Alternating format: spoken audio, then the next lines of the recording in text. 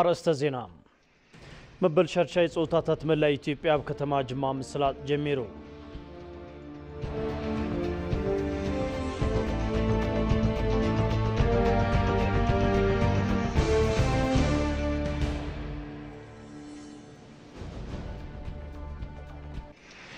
ኢትዮጵያ እቲ ዞባ በቀረብ ኃይል ኤሌክትሪክ ንምትእስሳር ብቆራጽነትና ሰርሐት ከም ዝኾነት ሚኒስትር ጉዳያት ወጻኢ ጌዲዮን ጢሞቴዎስ ገሊጻ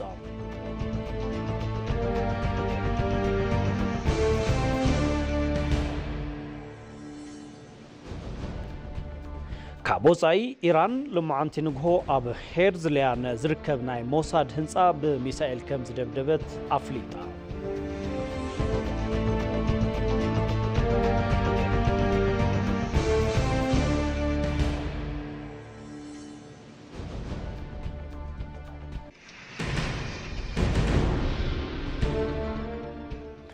أديس أبا كابز مدبر استوديو إتبي عزو سلامتنا تقبلوا كبرات تختاتلتين لومي إلى سلوس عصرت سنة كل تشحن عصر شوعتنا أمتمرت مشت ساعة حدا نباخم زحرنا يوم أدزينا إتبي تقرنيا حيزنا لكم كريمنا لنا مزيناتات جيتات شوالو مساهم كسأني حسنا مكتال نكون لكم تمنيتنا عيو فلما حصرت زيناتات بايتو كلت هزبي لومي أبزكي دسرو عخيبو أب كلت قدات وسان حليفهم بايتوكلتي حزبي بجبن سرخبه نبرت حقاو ممثالن قبر رعدي بجنزم حجازن مكلخالن نمقوزصارن زقربه ممحيش اواج اصديقوم تي ممحيش اواج بسلسته تقاومون بحده دمص تاقبون بابزح دمصي صديقوم تي بايتو ابناي لومعلتي مبل 37 سرو عقيبو زتزاتيلو كالي غداي بزعبه رقيق اواج ستارت اب نتخون تي رقيق اواج مرميرو ناب زملكتو قوامي كوميتي مريحوم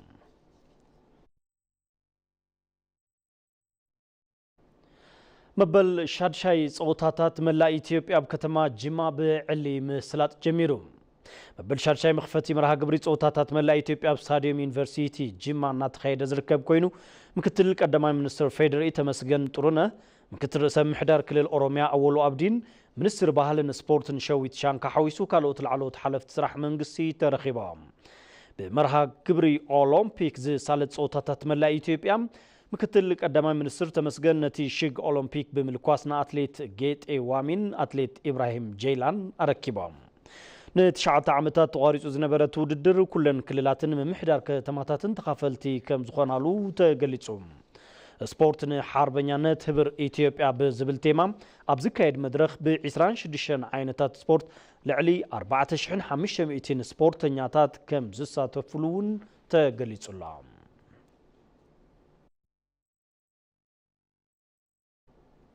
ኢትዮጵያ እቲ ዞባ ብቀረብ ኃይል ኤሌክትሪክ ንምትእስሳር ብቆራጽነትና ሰርሐት ከም ዝኾነት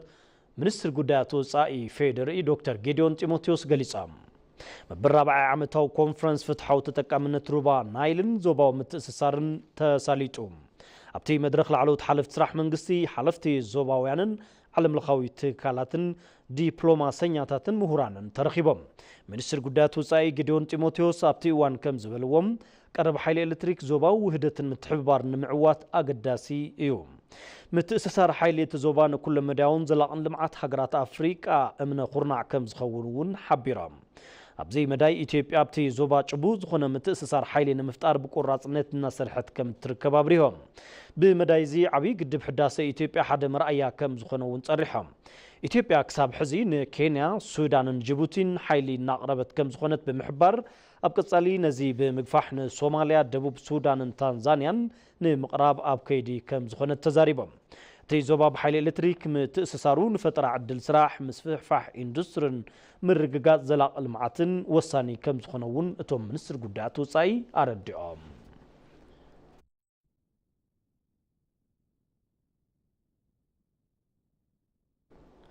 ዞባው ምትእስሳር ኃይሊ ንምጥንኻር ዝዓለመ ራብዓይ ጉባኤ ኣፍሪራን ኣብ ኣዲስ ኣበባ ተሳሊጡ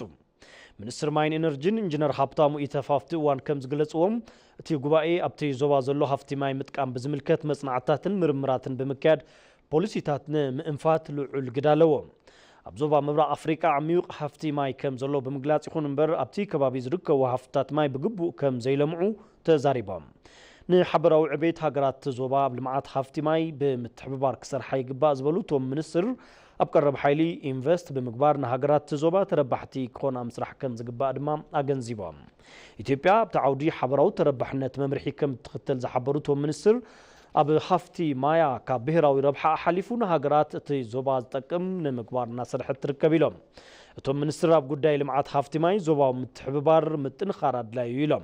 بفلا عبي قدب حداسة إثيوبيا بمسارة المعاتن حيل إلكتريكن من تأسسار لعل عقمي نافت أرى كم زركب أصنعت هبام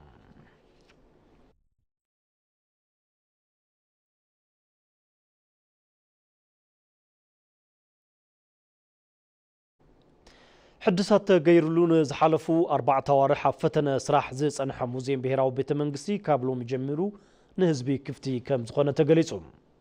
أتي بيت منقسي تنتاو تشكركرتين مكان إنسات حاويسو وشتو بزحات تاريخا وقرستات زحازن تخون درجوم زحلو أبيات مقبن موهابي قلقالوت سبان يركبوهم أتي موزيم كفتي مخانو زقلص وانا محداري بهراو بيت منقسي متكو دريسام أتي بيت منقسيني إثيوبيا كاب تحقازنت نملقاق لعول قدا كم زلوات زخاخيرهم كاب سولو سوصا كلن معلتات كاب ساعات شعات يقريتا كاب ساعات سلستك كاب ساعات 10 حدن فرقان نهزبي كفتي كم زخون تزاريبهم كاب حوزتي زركب أتاوي أب زتفلاليو كفلتات زهاجر نزركبو بروجكتات نمززام زحجز كم زخونة تحبيرهم متو واقع سروع 300 بر كمون نفلوي تيكت حد الشيح بر كم زخونة ايتم تكو قليصام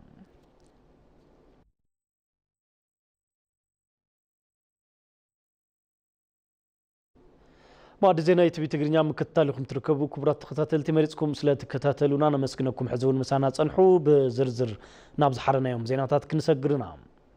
نزخونه علامه عتقاو قالسي كم ممارص موساد حزبن هاجرن زغودا اكايدا كم زخونه اب تاريخ ايثيوبيا استرأيو كدوتات ابنتات يوم እዚ ኸይዲ ህይወትን ንብረትን ዜጋታት ካብ ምዕናው ሓሊፉ ዕቤትን ምዕባለ ሃገርን ድሕሪት ዝጎተተ እዩ ምእንተ ሰላማዊ መነባብሮ ህይወት ዜጋታትን ምዕባለ ሃገርን ሰላማዊ ፖለቲካዊ ቃልሲ ምክያድ መማረጽ ዘይብሉ ጉዳይ ክኸውን ከም ዝግባእ ተገሊጹ አባይ ደመቀ ተወሳኺ ኣለዎ ወገንን እያጣን ነው ንብረት እያጣን ነው ብዙ ነገር እየጎደለን ነው ያለውና በእውነት ለትውልድ መጥፎ ታሪክ እንዳናስቀምጥ ያስፈልጋል ውሑስ መነባብሮ ህይወትን መምራሕ ሰላም ዝለዓለ ወሳንነት አለው ተስፋን ሕልምን ዜጋታት ዝጋሃድ ብኩለንተናዊ ሰላማዊ መንቅስቃስ እዩ ሰባት ወሊዶም ንኽዕብዩ ወፊሮም ንኽኣቱ ሂጾም ፍረ ረሃጾም ንኽረኽቡ ነጊዶም ንከትርፉ ሓሪሶም ንከፍርዩ ተማሂሮም ንክመራመሩን ንክምህዙን ኮታስ ህይወቶም ንብረቶምን ሃገሮምን ውሑስ ምግባር ዝኽእሉ ሰላም እንትህሉ እዩ ይኹን እምበር ኢትዮጵያውያን ከምዚ ዓይነት ዘላቕነት ዘለዎ ሰላም ንምርካብ ብታሪኽ አጋጣሚ ዕድል ይረኸቡን ረብሓ ህዝብን ሃገርን ንምርግጋጽ ዕላማት ሓንጊጦም ኣብ ዝተፈላለዩ ዋናት ቃልሲ ዘካየዱ ሓይልታት ሰላምን ድሕንነትን ህዝብን ሃገርን ውሑስ ብዝገብር መንገዲ ሰላማዊ ቃልሲ ሓሪኻ ዘይምክያድ ዓብዪ ፀገም ኮይኑ ይረአ እዚ ድማ ኣብ ልዕሊ ህዝብን ሃገርን ኪሳራን ዕንወትን ካብ ምብፅዑን ላዕሊ ልዑል ዋጋ እናኽፈለ ይርከብ የሰላም እጦት نرودن سنة سلام وسخ واقع عيبو سنة سراح كوسخ جيرو تمهارو كاب تمرت وصاق خون جيرو نجاراي كم لبونا جدو كو عليه خالن حرستاي كم لبو حارسو كم رتي خالن لهولم نجار يبسل نجار لمبلع سلام نوم يسفلقن زبسل نجار لمبلع سلام يدلي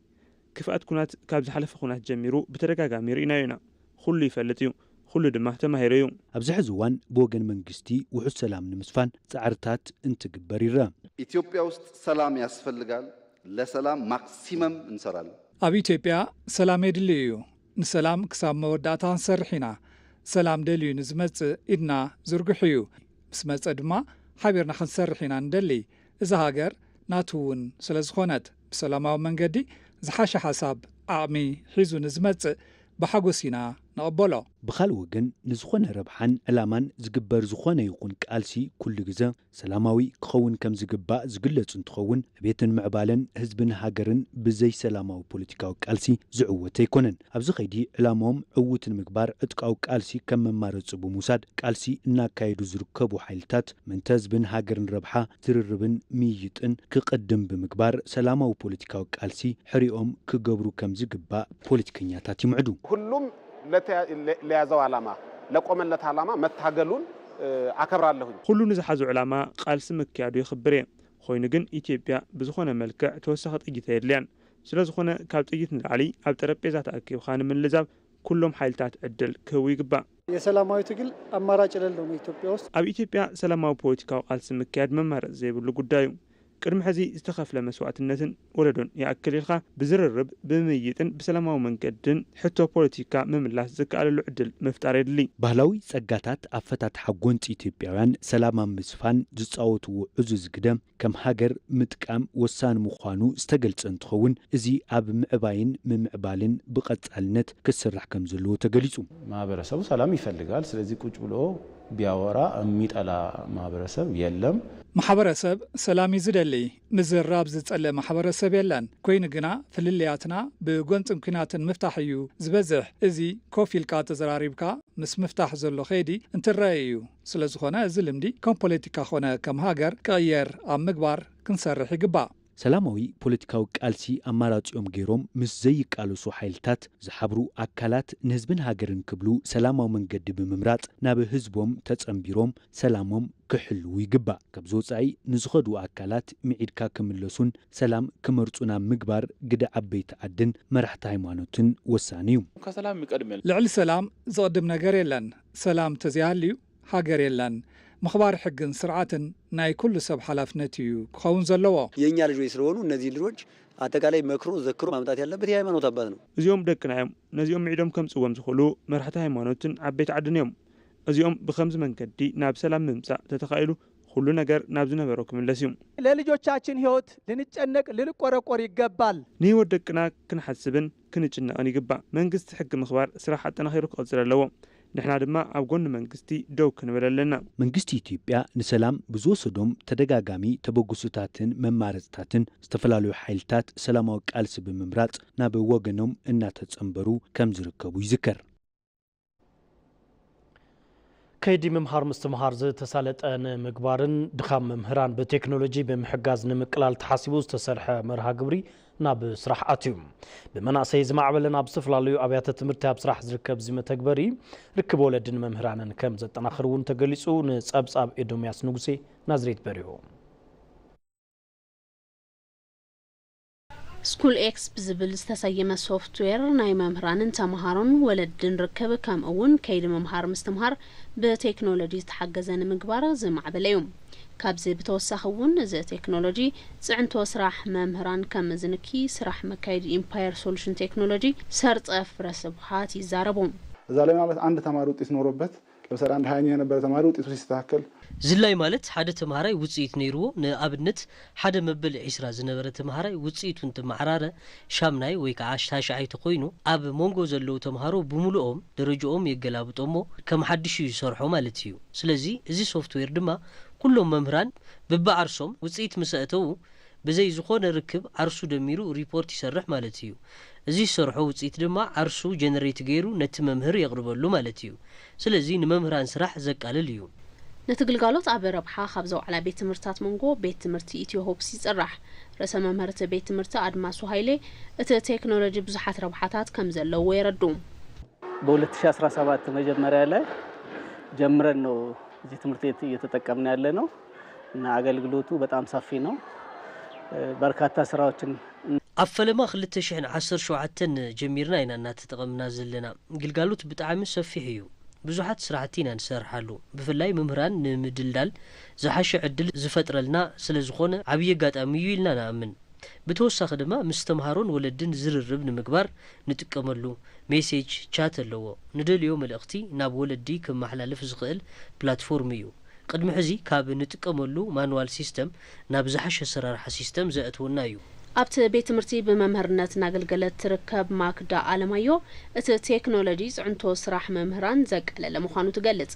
የተማሪዎቻችን ውጤት ከዚህ በፊት ውጽኢት ተማሩና ቅድም ሕዚ በእናይና ንሰርሖ ነርና ኣብ ፔፐር ወርኪና ንሰርሖ ነርና ሕዚ ግና ስኩል ኤክስ ካብ ዝመጽእ ናብ ሲስተም ኢና ነቱ ስለዚ ውጽኢት ተማሩ ወረቀት ካብ ምጥፋእን ስራሕ ካብ ምድራብን ድሒና ኢና ኣብቲ ቤት ትምህርቲ ዝረኸብናያ ወላዲት እውን እቲ ሶፍትዌር ናይ ደቃ ውጽኢት ንምክትታልን ምስ ቤት ትምህርቲ ሓበሬታታት በቀሊሉ ንምልዋጥን ከም ዝሓገዛ ትዛረብ የልጆቻችን ውጤት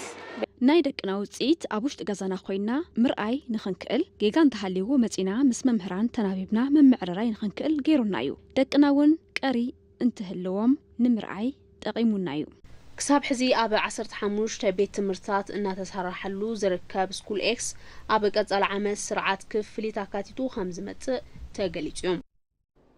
أبيات منغستي هاتسي فاسيل عبيت هنصت غورغورا يكون سراحة المعات بحر دار إثيوبياويان مسرحن تاريخهم حاليهم مصنح كم زخلو مرأيهم كبلو بريزيدنت تاي أصقسلاسي تزاريبا توم بريزيدنت لعلو تحلف تسرحن أب غوندرن بحر دار نابس سرحو سرعة عودتا ساليتهم مالي تادلن زواد التوصبصاب دهاب ياسين بريزيدنت تاي أصقسلاس حاويسو لعلو تحلف تسرح فيدرالن كللن أب بحر دار تسرحو زلو سرحة لمعات سملكتهم أبتا ختماس تسرحو لمعات كوريدر علم لغا هنسات ستاديوم بحر دار حدوش دلدل أباين سراح حدسات حفشاوي بيت فردي تقلل بتوم بريزيدنتن لعلو تحلف تسرحن عودت كمان قوستا قبرولهم بوتاتاتيوم أبتا ختماس تسرحو سرحة لمعات سبقا بحر دار زرقيو مخانوم اتوم حلف تزاريبهم بريزيدنت تاي أصقسلاسي حدسات غوندر فاسيل أزي سلاسين سراحتي ريزورت غورغورا إثيوبياويان مسرحن تاريخهم حاليوم مصنح خمس خلو زرقاقصولان بوتاتاتيوم يلوم مياكورا مياغواغوا سرا ነው በተለይ የትውልድ የራሱን ታሪክ መስራት ዘኹረ ዘህርፍ ስራሕ እዩ ብፍላይ ዝወለዶ ናይ በዓሉ ታሪክ መስራሕ ጥራሕ ዘይኮነስ ታሪካት ዝሓለፉ ያታት ምህዳስ ምዃኑ ውን ምርኣየ ዝሕጉስ እዩ ዝተርፍዎም ስራሕቲ ኣለዉ ክወግንዎም ከም ዝግባእ ርኢና ኢና ሪዞርት ጎርጎራ ዝድነቕ እዩ ጥበብ مستوعل رحيق خام حساب كفطرو زخيل تجهد زملاختيو غورغورا إثيوبياويان زلنا عقمي مسرحن خيلتن زملاختيو إثيوبياويان سفيح نجر كم نخيل زملاختيو أب كتما بحر دار زسرح زلو سرحتي تدلاني تتختما أب موسخ لعول الجام على ومزبلو توم بريزيدنت حبرتسب نزعدل لمعات تقيمو زحاشو سرحتي موكان كم زكبو تزاريبا يلمعت الدل ብዙ ጊዜ እድል ልማዓት ብዙሕ ጊዜ እቲ ዕድል ተደጋጊሙ ከይርከብ ይኽእል ዕድል ልማዓት ውሱን እዩ ግና እቲ ዕድል እንትርከብ ብእዋኑ ምስላጥ ነተጋጣሚ ምጥቃምን ብዝበለጸ ልዑል ልማዓት ንምምጻእ እቲ ማሕበረሰብ ብትግሃት ክሰርሕ ኣለዎ ኢትዮጵያ በብርኪ አህጉር ውድድር ስፖርት ንምስንዳዕ ዘለዋ ትልሚ ጋድ ንምግባር ምዝዛም ስታዲየም ባህር ዳር ወሳነ ምዃኑ ፕሬዝዳንት ታዬ ተዛሪቦም ይህ ስታዲየም በጣም ትልቅ ነው ከዚህ በፊት ተገኝቻለሁኝ እዚ ስታዲየም ብጣዕሚ ዓብይ እዩ ቅድሚ ሕዚ እውን ተረኺበየ ቶም ሓላፊ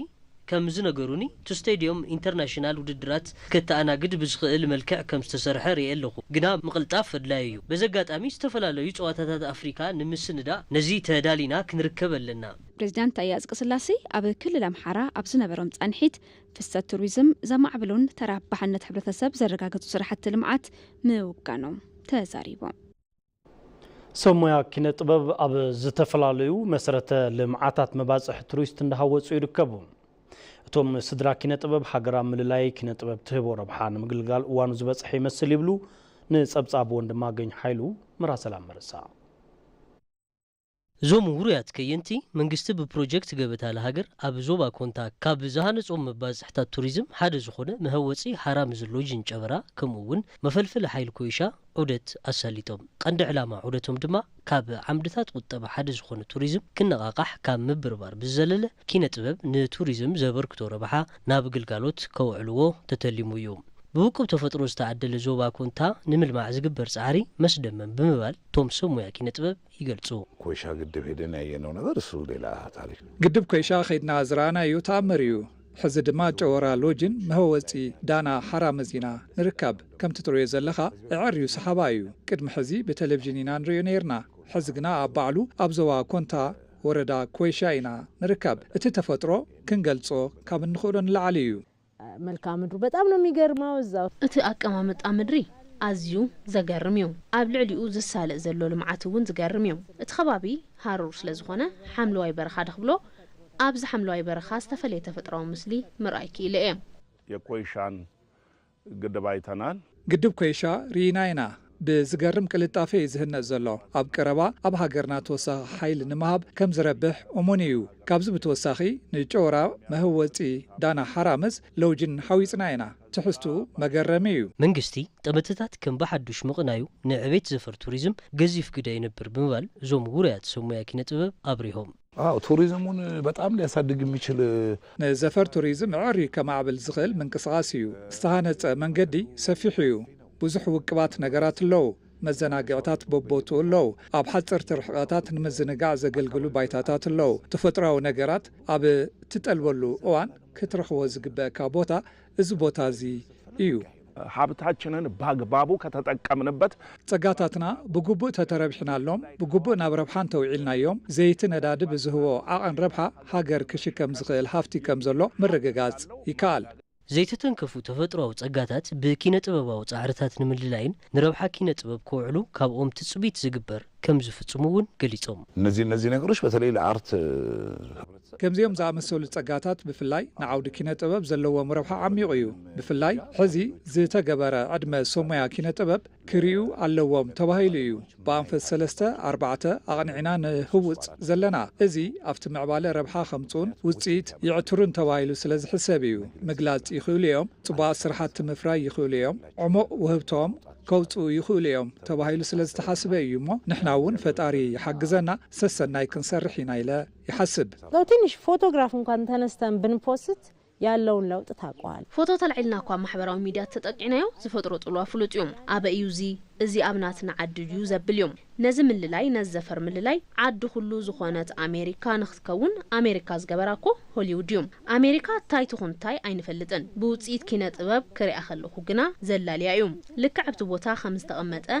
እቲ ሓደ ግዛዕኮ ኢልካ ተሓትት ብፊልሞም ብዙሕ ነገራቶም ሸይጦሙላዮም ንሕናውን ንዝኣመሰለ ዕድል እንረኽበሉ ግዜ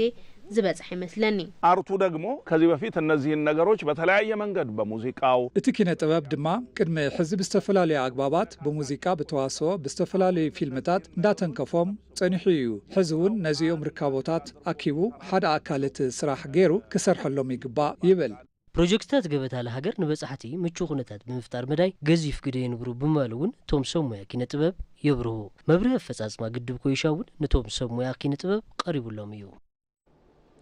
መንግስቲ ንቱሪዝም ዝሃቦ ጠመተ ዘይተርአዩ ሃፍትታት ሃገር ዝገለጸ መገዲ ልምዓት ብዛዕባ ምዃኑ ሰሙያ ኪነ ጥበብ ገሊጾም ኣካል ማዕዲን ወለዶ ኣብ ዝኾነ ቦሰና ፕሮጀክት ጅማን ኣብ ካልኦት ስራሕትታት ልምዓት ዑደት ዘሳልጡቶም ሰሙያ ኪነ ጥበብ ቱሪዝም ምስፍሑ ንዕቤት ጥበብ ዝለዓለ አበርክቶ ከም ዘለዎ ሓቢሮም ንጸብጻብ ይመር ኣደም ሙሉ ብርሃን ግርማይ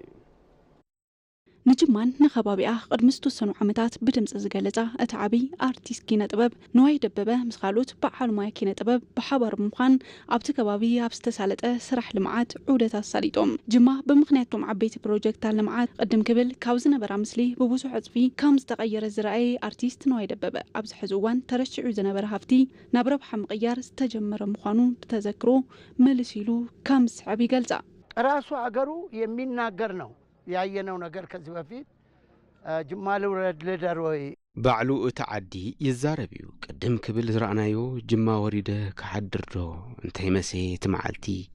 ንእቶዶ ኣጋሮ ዲኺ ወይስ ማጂ ክደልየኪ በኣማላጂ ኢልና ከም ዝጸሓፍናዮ እዩ ኮይኑ ዘሎ እዚ ደርፊ ጅማ በዚ ኣክል ብርኪ እንታይ ጸበቐት ኢና ጽሒፍናዮ ሕዚ ቢሮን ወረቐትን እንታይ ሒዝና እንታይ ኢልና ክንጽሕፍ ከም እንኽእል እንተሓስብ ኣዝየ ዝሕጎስ ዓዲ ወርቂ እያ ኣምላኽ ይባርክ ነቲ ህዝቢ ጽቡቕ ልቢ እዩ ዘለዎ ካብ ኩሎም ከባቢታት ኢትዮጵያ ዝተውጻጹ እቶም ሰሙያ ኪነ ጥበብ ኣብ ቤተ መንግስቲ ኣባ ጅፋርን ኣብ ቦሰና ፕሮጀክት ጅማን ጠፊኡ ዝነበረን ኣብዚ ሕዚ እዋን ብዝተሰርሐሉ ስራሕ ልምዓት ዝተመለሰ ቃላይ ቦያ ዑደት ኣሳሊጦም እዮም ሃፍቲ ተፈጥሮ ሃገር ብምልማዕ ቱሪዝም ማእገር ቁጠባ ምግባር አንፈት መንግስት እንትኾን እቶም ዝተርአዩ ስራሕታቱን ዘይተርአዩ ሃፍታት ዝገለጹን መንገዲ ልምዓት ምዃኑም ድማ እቶም ሰሙያ ኪነ ጥበብ ይሕብሩ አልዋሽ ምኛም ሙዚቃ ሰርተን ስናበቃ ቪዲዮ ለመስራት ኣይሕስወካኒ ንሕና እውን ሙዚቃ ሰሪሕና እንትንውድእ ነቲ ቪዲዮ ንምስራሕ ሃገር አቋሪጽና ኢና ንወጽእ ነርና በዚ ልክ ዓድና ይንፈልጥን ነርና መባል ይከኣል በፊት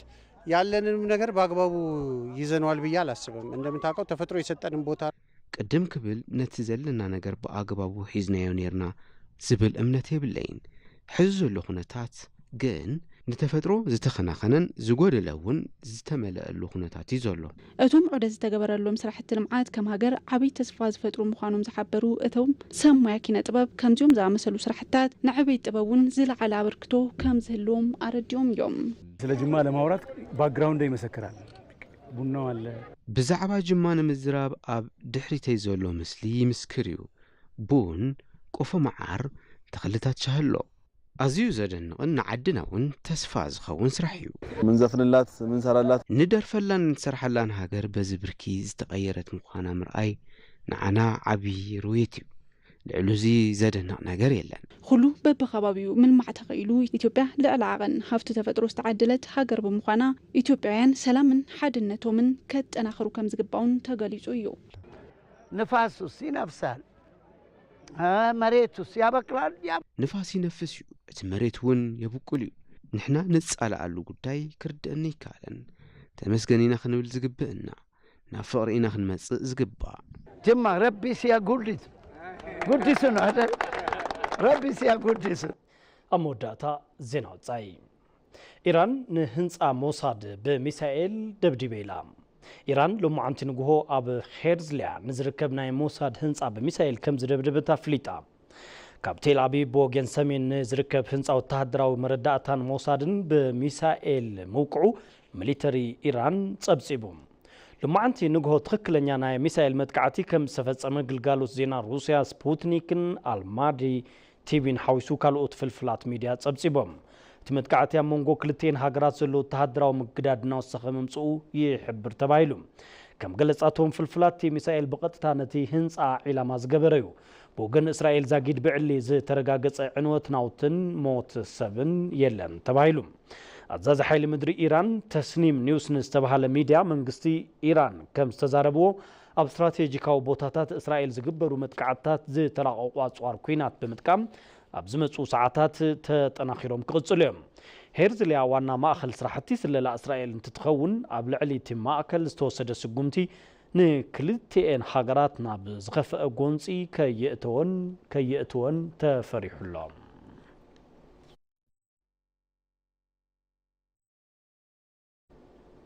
ክብራት ተመልከቲ ዜናው መሰናዶታትና ቀድሚ ምዝዛምና ቀንዲ ነጥብታትና ክነዘኻኽረኩም መበል ሻድሻይ ጾታታት መላእ ኢትዮጵያ ኣብ ከተማ ጅማ ምስላጥ ጀሚሩ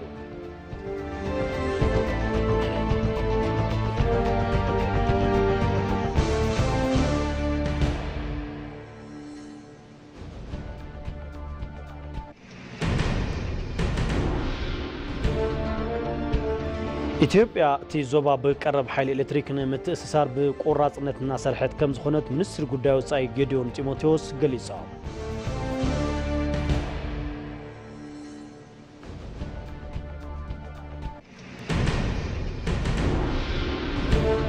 ኢራን ሎሙዓንቲ ንግሆ ኣብ ሄርዝሊያ ዝርከብ ናይ ሞሳድ ህንፃ ብሚሳኤል ከም ዝደብደበት ኣፍሊጣ